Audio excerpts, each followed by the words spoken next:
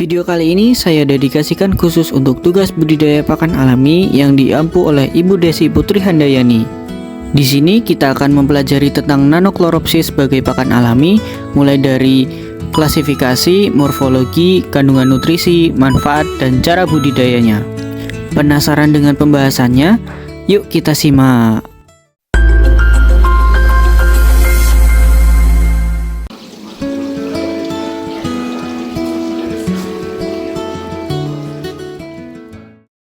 Nanochloropsis merupakan fitoplankton atau mikroalga yang termasuk dalam organisme uniseluler. Habitat dari plankton ini adalah perairan tawar maupun perairan laut. Biasanya Nanochloropsis dibudidayakan sebagai pakan alami bagi larva ikan maupun udang dan sebagai pakan bagi zooplankton. Nanochloropsis berasal dari kingdom Chromista, filum Heteroconthophyta, kelas Eustigmatomyceae, ordo Eustigmatales, famili Monodopsidaceae, genus Nanochloropsis, dan spesiesnya Nanochloropsis sp.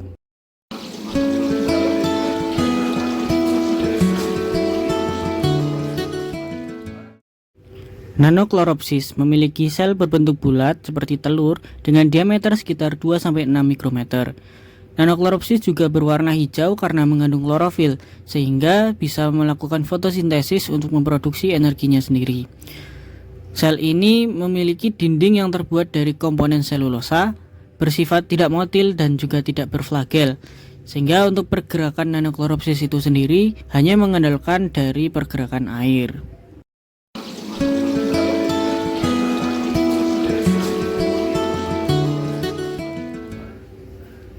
Nanochloropsis dipilih menjadi pakan alami karena memiliki kandungan nutrisi yang tinggi. Contohnya pada protein dengan 35-55%, kaya akan asam amino esensial. Lipid dengan 25-45% yang tinggi akan asam lemak omega 3. Kemudian karbohidrat 10-20% yang mengandung polisakarida. Asam lemak esensial yang terdiri dari EPA dengan 2-5% dari berat keringnya. Pigmen seperti klorofil A, karotenoid, termasuk astaxanthin dan zeaxanthin, dan mineral seperti Fe, Mg, Ca, Zn, Se. Untuk mineral ini bergantung pada media kultur yang kita gunakan.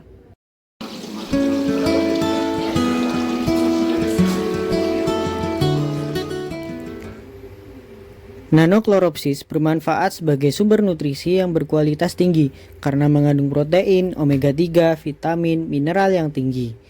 Selain itu, pada budidaya udang faname, menurut penelitian Moll et al. 2025, Nanochloropsis dapat meningkatkan kelangsungan hidup larva dengan penggunaan media kultur organik. Selain itu, Nanochloropsis juga dapat meningkatkan ketahanan terhadap kejutan termal. Pada zooplankton, Nanochloropsis juga menjadi makanan utama bagi rotifer dan copepoda yang nantinya akan menjadi makanan bagi larva ikan maupun udang. Nanochloropsis juga bisa menjadi pakan bagi organisme filter feeder seperti kerang, karang, maupun tiram karena ukurannya yang kecil dan memiliki nutrisi yang tinggi.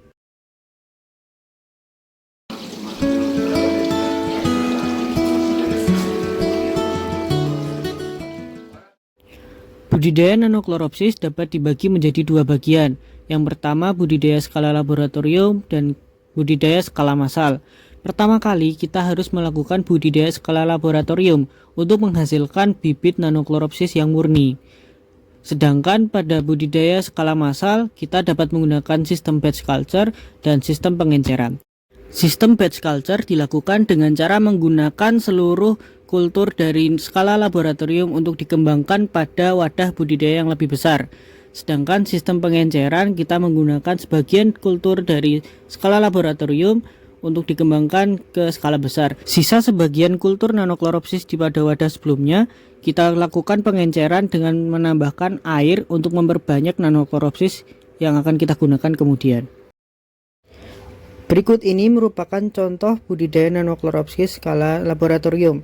Kita harus mempersiapkan wadah budidaya menggunakan toples seperti ini yang sudah diberikan lubang untuk aerasi. Aerasi ini berfungsi untuk pengaduan Nanochloropsis untuk mendapatkan nutrisinya. Selanjutnya, pada wadah budidaya ini menggunakan warna putih agar cahaya yang ada di samping itu bisa masuk dan menerangi si Nanochloropsis nantinya. Nah, ini merupakan proses penambahan sodium tiosulfat yang berfungsi untuk sterilisasi dari wadah budidaya dan air yang kita budidayakan nantinya. Kita juga harus memastikan kemurnian nanokloropsis pada kultur kita. Bisa menggunakan mikroskop untuk melihat morfologi apakah itu sesuai dengan yang kita inginkan. Setelah penambahan pupuk sebagai nutrisi nanokloropsis, kita dapat menambahkan starter menggunakan sistem pengenceran. Kita lihat saat menambahkan starter itu perlu disaring terlebih dahulu untuk menghindari adanya kotoran yang ikut tercampur pada media kita. Media budidaya yang telah diberikan starter nanokloropsis ditempatkan dengan aerasi untuk pengadukan nanokloropsis agar tidak mengendap. Selain itu, penting diingat untuk penempatan ini harus terkena paparan cahaya lampu agar nanokloropsis ini dapat melakukan fotosintesis. Selama masa pemeliharaan, kita harus rutin mengecek kualitas air seperti suhu, pH, dan salinitas wadah budidaya kita. Nah, berikut ini merupakan nanokloropsis yang sudah siap untuk dipanen. Bisa kita lihat warna hijau dari nanokloropsis ini sudah pekat, artinya sudah siap untuk kita kembangkan pada skala massal.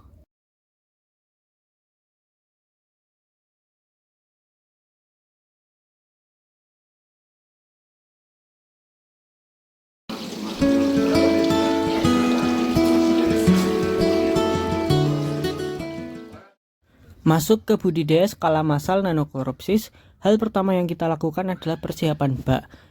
Bak harus dibersihkan terlebih dahulu, kemudian diisi dengan air bersih.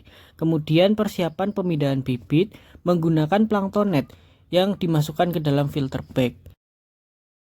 Nanokloropsis yang ada dalam filter bag kemudian akan dialirkan menggunakan selang dan dimasukkan ke dalam wadah budidaya kita. Kemudian kolam wadah budidaya kita akan menjadi hijau karena sudah terisi dengan bibit nanokloropsis. Selanjutnya persiapan pupuk. Pupuk yang dapat digunakan yaitu TSP, urea, dan ZA. Ketiga pupuk ini dicampurkan sebelum ditebar ke kolam. Saat penebaran pupuk juga menggunakan aerasi supaya dapat teraduk. Panen nanokloropsis dapat dilakukan setelah 5 hari atau bisa dikultur kembali. Pemeliharaan budidaya skala massal nanokloropsis juga membutuhkan pemantauan kualitas air seperti suhu, salinitas, pH, dan DO. Karena parameter tersebut menentukan keberhasilan dari budidaya nanokloropsis. Tahap awal budidaya nanokloropsis skala massal yaitu persiapan wadah kultur. Wadah yang digunakan adalah fiber berbentuk bundar yang sebelumnya dicuci terlebih dahulu untuk memastikan kebersihan dari kultur kita. Tahap selanjutnya adalah pengisian air bersamaan dengan pengisian starter yang sudah kita tampung dalam filter bag. Filter bag tersebut berfungsi sebagai penyaring wadah budidaya kita dari kotoran maupun kontaminan yang lainnya. Wadah budidaya perlu ditambahkan aerasi pada setiap sudut untuk memastikan nanokloropsis teraduk dan mendapatkan nutrisi secara merata.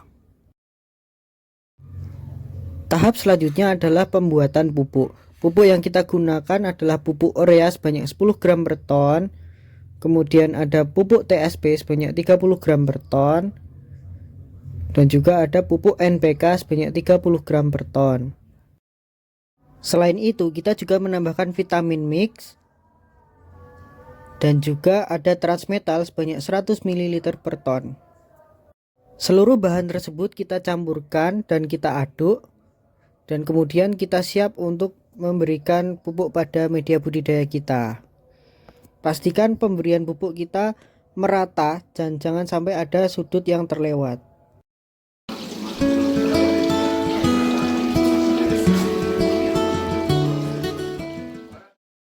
Aplikasi penggunaan nanokloropsis. Sebagai pakan alami, nanokloropsis digunakan untuk pakan zooplankton seperti rotifera, yang nantinya rotifera tersebut akan digunakan lagi untuk pakan alami ikan atau larva. Selanjutnya, nanokloropsis juga digunakan sebagai bahan pakan untuk pakan buatan. Jadi karena kandungan nutrisinya yang tinggi, nanokloropsis tersebut bisa menjadi bahan dalam pembuatan pakan komersial. Terakhir, Nanochloropsis digunakan sebagai pakan larva ikan secara langsung karena memiliki ukuran yang kecil sesuai dengan bukaan mulut larva ikan. Berikut merupakan pustaka yang kami gunakan dalam pembahasan Nanochloropsis ini. Sekian pembahasan tentang Nanochloropsis pada video kali ini. Mohon maaf apabila banyak kekurangan dan ketidaknyamanan atas pembawaan video ini. Terima kasih, semoga bermanfaat. Kerja bagus.